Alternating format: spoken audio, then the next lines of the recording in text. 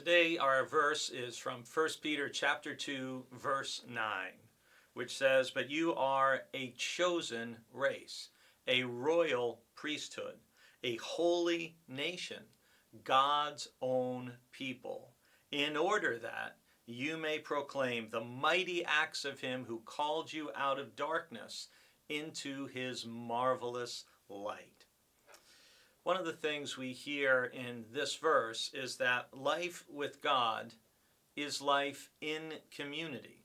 And I know for some of you watching these devotions, your first immediate reaction might be, I don't feel like I'm in community. I'm at home and I'm not able to get out, or I'm not able to get together with other people, perhaps like I once did.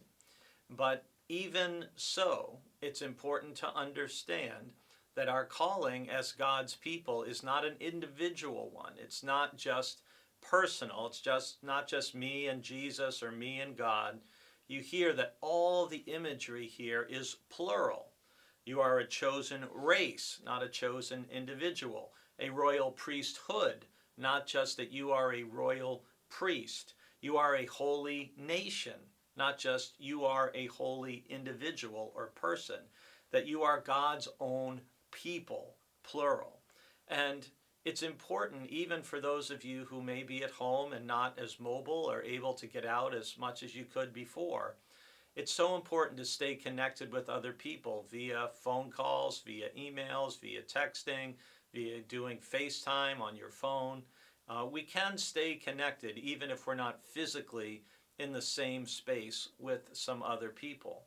And the reason Peter says that we are called to be part of this collective community, this chosen race, royal priesthood, holy nation, God's own people, is in order that it's so that we may proclaim the mighty acts of him who called us out of darkness into his marvelous light. And this is the kind of verse that for some of us, if you grew up in environments where there were kind of altar calls and perhaps more testimonies in a worship service, where you would hear people talk about, hey, this was what my life was like before Jesus was in my life, and this is what my life is like now. Where people would share it. I was living in darkness. I didn't know where I was going. I wasn't in a good place. And then God broke into my life. And now I'm living and walking in the light of the Lord. So it goes on in the next verse, in verse 10. Once you were not a people, but now you are God's people. Once you had not received mercy, but now you have received mercy.